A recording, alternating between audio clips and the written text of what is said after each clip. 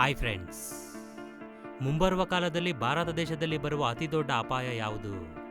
ಲಾರಿಗಳ ಹಿಂದೆ horn okay please ಅಂತ ಬರೆದಿರ್ತಾರಲ್ವಾ, ಇದಕ್ಕೆ ಅರ್ಥ ಏನು? ರಾತ್ರಿ ಸಮಯದಲ್ಲಿ ಸರಿಯಾಗಿ ನಿದ್ದೆ ಬಂದಿಲ್ಲ ಅಂದರೆ ಏನು ಮಾಡಬೇಕು? ಚೈನಾದಲ್ಲಿ ಆಗ ತಾನೇ ಹುಟ್ಟಿದ ಮಗು ಗರ್ಭವತಿಯಾಗಿ ಹುಟ್ಟುತ್ತಾಳೆ, ಅದು ಹೇಗೆ? ವಿಮಾನದಲ್ಲಿರುವ ಬ್ಲ್ಯಾಕ್ ಬಾಕ್ಸ್ ರೀತಿಯೇ ನಮ್ಮ ಭೂಮಿಗೂ ಕೂಡ ಒಂದು ಬ್ಲ್ಯಾಕ್ ಬಾಕ್ಸ್ ಇದೆ, ಇದು ಏನನ್ನ ಕಲೆಕ್ಟ್ ಮಾಡುತ್ತೆ? ಈ ವಿಷಯಗಳ ಬಗ್ಗೆ ಈಗ ನಾವು ತಿಳಿದುಕೊಳ್ಳೋಣ. ಈ ವಿಡಿಯೋ ತುಂಬ ಇಂಟ್ರೆಸ್ಟಿಂಗ್ ಆಗಿ ಇರುತ್ತೆ, ಆದ್ದರಿಂದ ಕೊನೆವರೆಗೂ ನೋಡಿ. ಇಷ್ಟ ಆದರೆ ಲೈಕ್ ಮಾಡಿ. ಮುಂಬರುವ ಕಾಲದಲ್ಲಿ ಭಾರತ ದೇಶದಲ್ಲಿ ಬರುವ ಅತಿ ದೊಡ್ಡ ಅಪಾಯ ಯಾವುದು ಗೊತ್ತಾ? ಅದು ಅಲ್ಲೋಲ ಕಲ್ಲೋಲ ಮಾಡುವ ಸುನಾಮಿ ಅಲ್ಲ, ಭೂಕಂಪ ಅಲ್ಲ, ಕರೋನಾದಂತಹ ಮಹಾಮಾರಿ ಅಲ್ಲ, ಜಾತಿ ವಿಭೇದವಲ್ಲ, ಅಸಮಾನತೆಯಲ್ಲ, ಫೈನಾನ್ಷಿಯಲ್ ಕ್ರೈಸಸ್ ಅಲ್ಲ, ಇವು ಯಾವುವೂ ಅಲ್ಲ. ವರ್ಲ್ಡ್ ಎಕನಾಮಿಕ್ ಫೋರಂ 2024 ರಿಪೋರ್ಟ್ ಪ್ರಕಾರ ಭಾರತ ದೇಶಕ್ಕೆ ಎಲೆಕ್ಷನ್ ವರ್ಷದಲ್ಲಿ ಎದುರಾಗುವ ಅತಿ ದೊಡ್ಡ ಅಪಾಯ ಮಿಸ್ಇನ್ಫಾರ್ಮೇಷನ್ ಅಂಡ್ ಡಿಸ್ಇನ್ಫಾರ್ಮೇಷನ್, ಫೇಕ್ ನ್ಯೂಸ್. ಇದರ ಬಗ್ಗೆ ಆಲ್ರೆಡಿ ನಮಗೂ ಕೂಡ ಗೊತ್ತು. ಫೇಕ್ ನ್ಯೂಸ್ ಅನ್ನೋದು ಸೋಷಿಯಲ್ ಮೀಡಿಯಾದಲ್ಲಿ ಎಂತಹ ಮಟ್ಟದಲ್ಲಿ ವೈರಲ್ ಆಗುತ್ತೆ ಅಂತ. ಇದರಿಂದಲೇ ಭಾರತ ದೇಶಕ್ಕೆ ಅಪಾಯ ಇದೆ ಅಂತ ರಿಸರ್ಚರ್ಸ್ ಹೇಳ್ತಿದ್ದಾರೆ. ಪ್ರಪಂಚ ದೇಶಗಳಿಗೆ ಯಾವ ಯಾವ ಅಂಶಗಳಿಂದ ಅಪಾಯ ಇದೆ ಅನ್ನೋದರ ಮೇಲೆ ವಿವಿಧ ರಂಗಗಳಲ್ಲಿ ಪ್ರಾಮುಖ್ಯತೆ ಪಡೆದಿರುವ 1490 ಜನ ಎಕ್ಸ್ಪರ್ಟ್ಸ್ ರಿಸರ್ಚ್ ಮಾಡ್ತಾರೆ. ಈ ಒಂದು ರಿಸರ್ಚ್ನಲ್ಲಿ ತಿಳಿದು ಬಂದ ವಿಷಯ ಏನು ಅಂದರೆ, ನಮ್ಮ ಭಾರತ ದೇಶಕ್ಕೆ ಮಿಸ್ಇನ್ಫಾರ್ಮೇಷನ್, ಡಿಸ್ಇನ್ಫಾರ್ಮೇಷನ್ನಿಂದ ಅಪಾಯ ಇದೆ ಅಂತ ಭಾರತ ದೇಶಕ್ಕೆ ನಂಬರ್ 1 ಸ್ಥಾನವನ್ನು ಕೊಡ್ತಾರೆ.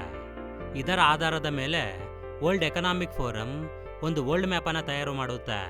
ಈ ಮ್ಯಾಪ್ನಲ್ಲಿ ಭಾರತ ದೇಶವನ್ನು ಫುಲ್ ರೆಡ್ ಕಲರ್ನಲ್ಲಿ ತೋರಿಸಿದ್ದಾರೆ.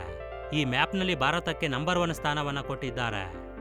ಈ ರೀತಿ ವರ್ಲ್ಡ್ ಎಕನಾಮಿಕ್ ಫೋರಂ ಈ ಫೇಕ್ ನ್ಯೂಸಿಂದ ಕೇರ್ಫುಲ್ ಆಗಿ ಇರಬೇಕು ಅಂತ ಹೇಳಿದೆ. ಅಷ್ಟೇ ಅಲ್ಲ, ಮುಂಬರುವ 10 ವರ್ಷಗಳಲ್ಲಿ ನಮ್ಮ ಪೂರ್ತಿ ಪ್ರಪಂಚದಲ್ಲಿ ಎಕ್ಸ್ಟ್ರೀಮ್ ವೆದರ್ ಇವೆಂಟ್ಸ್ ಇರುತ್ತೆ ಅಂತ ಹೇಳಿದೆ. ಅಂದರೆ ಕ್ಲೈಮೇಟ್ ಚೇಂಜ್ ಆಗೋದು, ಗ್ಲೋಬಲ್ ವಾರ್ಮಿಂಗ್ ಜಾಸ್ತಿ ಆಗೋದು, ಸರಿಯಾದ ಸಮಯಕ್ಕೆ ಮಳೆ ಬರದೇ ಇರೋದು, ಒಟ್ಟಾರೆ ಭಯಂಕರವಾದ ಬರಗಾಲ ಬರಬಹುದು ಅಂತ ಹೇಳಿದೆ. ಆಲ್ರೆಡಿ ಇದರ ಮುನ್ಸೂಚನೆಗಳನ್ನು ನಾವು ನೋಡ್ತಾನೆ ಇದ್ದೀವಿ. ಸರಿಯಾದ ಸಮಯಕ್ಕೆ ಮಳೆ ಬರ್ತಿಲ್ಲ, ಕೆಲವೊಂದು ಪ್ರದೇಶದಲ್ಲಿ ಊಹಿಸಲಾರದ ಭಯಂಕರವಾದ ಮಳೆ ಬರ್ತಿದೆ, ಇನ್ನೊಂದು ಕಡೆ ಭಾರಿ ಚಳಿ. ಇವೆಲ್ಲ ಬರಗಾಲಕ್ಕೆ ಮುನ್ಸೂಚನೆನೇ ಇರಬೇಕು. ಇದನ್ನೆಲ್ಲ ಎದುರಿಸಲು ನಾವು ರೆಡಿಯಾಗಿ ಇರಬೇಕು. ಆರನ್ ಓಕೆ ಪ್ಲೀಸ್, ಈ ಪದವನ್ನು ನಾವು ತುಂಬ ಲಾರಿ ಹಿಂದೆ ನೋಡಿರ್ತೀವಿ. ಸಾಮಾನ್ಯವಾಗಿ ಆರನ್ ಪ್ಲೀಸ್ ಅಂತ ಬರೀಬೇಕು, ಆದರೆ ಇಲ್ಲಿ ಆರನ್ ಓಕೆ ಪ್ಲೀಸ್ ಅಂತ ಏಕೆ ಬರೆದಿದ್ದಾರೆ? ಇದರ ಹಿಂದೆ ಒಂದು ದೊಡ್ಡ ಸ್ಟೋರಿನೇ ಇದೆ. 1980ರ ಕಾಲದಲ್ಲಿ ಟಾಟಾ ಕಂಪನಿ ಒಂದು ಸೋಪನ್ನು ಲಾಂಚ್ ಮಾಡುತ್ತೆ.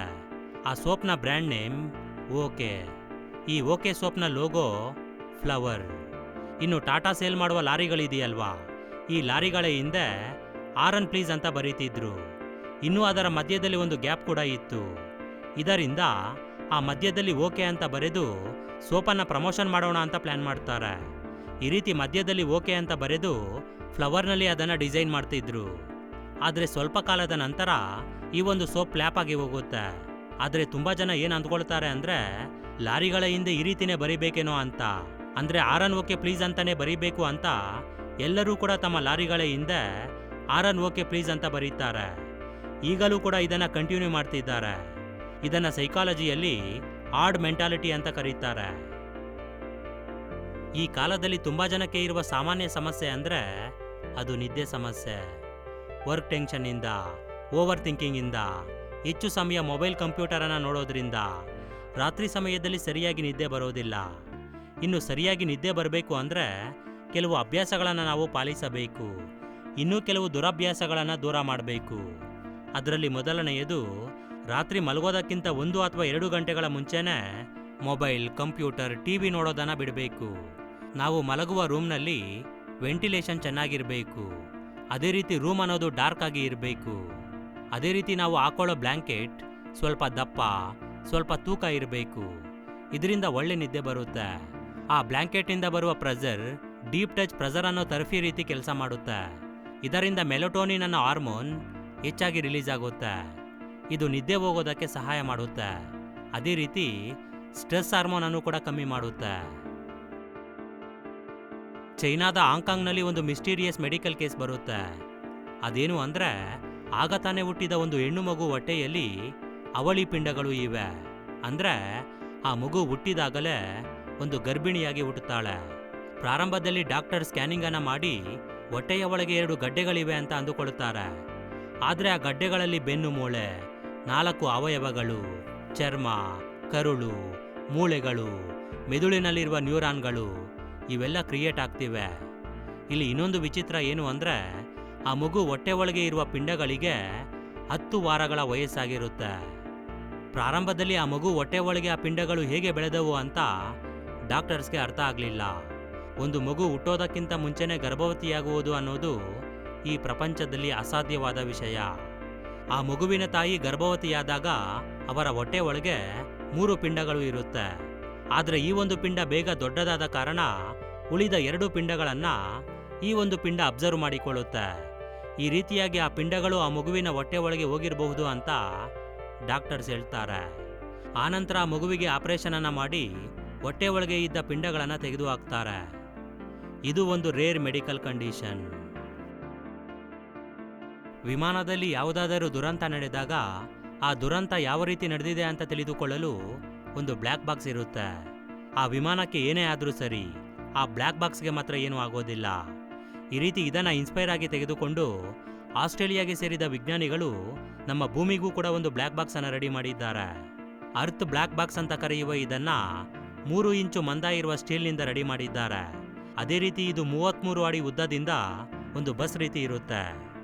ಭೂಮಿ ಮೇಲೆ ಎಂತಹ ಅಪಾಯಗಳು ಬಂದರೂ ಕೂಡ, ಅಂದ್ರೆ ಎಷ್ಟೇ ದೊಡ್ಡ ಪ್ರಕೃತಿ ವಿಕೋಪಗಳು ಬಂದರೂ ಕೂಡ ಇದಕ್ಕೆ ಏನೂ ಆಗೋದಿಲ್ಲ ಅಂತ ವಿಜ್ಞಾನಿಗಳು ಹೇಳ್ತಿದ್ದಾರೆ. ಅದೇ ರೀತಿ ತಸ್ಮಾನಿಯಾ ಅನ್ನೋ ಪ್ರದೇಶದಲ್ಲಿ ಇದನ್ನ ಇಟ್ಟಿದ್ದಾರೆ. ಇದಕ್ಕೆ ಬೇಕಾಗಿರುವ ವಿದ್ಯುತ್ ಇದಕ್ಕೆ ಅಳವಡಿಸಿರುವ ಸೋಲಾರ್ ಪ್ಯಾನೆಲ್ನಿಂದ ಸಿಗುತ್ತೆ. ಅದೇ ರೀತಿ ಇದರಲ್ಲಿ ಸ್ಟೋರೇಜ್ ಡಿವೈಸಸ್ ಅನ್ನ ಸೆಟ್ ಮಾಡಿದ್ದಾರೆ. ಇದು ಇಂಟರ್ನೆಟ್ಗೆ ಕನೆಕ್ಟ್ ಆಗಿ ಇಂಟರ್ನೆಟ್ನಿಂದ ಕಂಟಿನ್ಯೂಯಸ್ ಆಗಿ ಇನ್ಫಾರ್ಮೇಷನ್ ಅನ್ನು ಡೌನ್ಲೋಡ್ ಮಾಡಿಕೊಳ್ಳುತ್ತೆ. ಇದು ಮುಂದಿನ 50 ವರ್ಷಗಳಿಗೆ ಸಂಬಂಧಪಟ್ಟ ಡಾಟಾವನ್ನ ಸ್ಟೋರ್ ಮಾಡಿಕೊಳ್ಳುತ್ತೆ. ಅದೇ ರೀತಿ ಭವಿಷ್ಯದಲ್ಲಿ ಇದರ ಸ್ಟೋರೇಜ್ ಕೆಪಾಸಿಟಿಯನ್ನು ಜಾಸ್ತಿ ಮಾಡಲು ಟ್ರೈ ಮಾಡ್ತಿದ್ದಾರೆ. ಈ ಭೂಮಿ ಮೇಲೆ ಕ್ಲೈಮೇಟ್ ಚೇಂಜ್ ಆಗೋದಕ್ಕೆ ಕಾರಣಗಳೇನು, ಮಾನವರು ತೆಗೆದುಕೊಳ್ಳುವ ನಿರ್ಧಾರಗಳಿಂದ ಭೂಮಿ ಹೇಗೆ ನಾಶವಾಗುತ್ತೆ, ಅದೇ ರೀತಿ ಪ್ರಾಣಿಗಳು ಅಳಿದು ಹೋಗೋದು, pollution, global warming, climate change, human population, ಈ ರೀತಿ ತುಂಬಾ ವಿಷಯಗಳನ್ನು ಇದು ಸ್ಟೋರ್ ಮಾಡಿಕೊಳ್ಳುತ್ತೆ. ಅಷ್ಟೇ ಅಲ್ಲ, ಮಾನವರಿಂದ ಬರುವ ಯುದ್ಧಗಳು, ಪೊಲಿಟಿಕಲ್ ನ್ಯೂಸ್ ಇವೆಲ್ಲ ಕೂಡ ಇದರಲ್ಲಿ ಸ್ಟೋರ್ ಆಗುತ್ತೆ. ಇದು ಪ್ರೆಸೆಂಟ್ ನಡೀತಿರೋ ಡಾಟಾ ಜೊತೆ ಪಾಸ್ಟ್ನಲ್ಲಿ ನಡೆದ ಡಾಟಾವನ್ನು ಕೂಡ ಸ್ಟೋರ್ ಮಾಡಿಕೊಳ್ಳುತ್ತೆ. ವಾತಾವರಣದ ಪರವಾಗಿ ಈ ಭೂಮಿ ಮೇಲೆ ನಡೆದ ಘಟನೆಗಳು, ಮಾನವರು ಈ ಭೂಮಿಯನ್ನು ಹೇಗೆ ನಾಶ ಮಾಡಿದರು ಅನ್ನೋ ವಿಷಯವನ್ನ ಭವಿಷ್ಯದ ಜನರಿಗೆ ತಿಳಿಸಲು ಇದನ್ನು ನಿರ್ಮಾಣ ಮಾಡಿದ್ದಾರೆ. ಓಕೆ ಫ್ರೆಂಡ್ಸ್, ಈ ಒಂದು ವಿಡಿಯೋ ನಿಮಗೆ ಇಷ್ಟ ಆಗಿದ್ರೆ ಖಂಡಿತ ಲೈಕ್ ಮಾಡಿ, ಶೇರ್ ಮಾಡಿ. Thank you for watching friends. Have a nice day.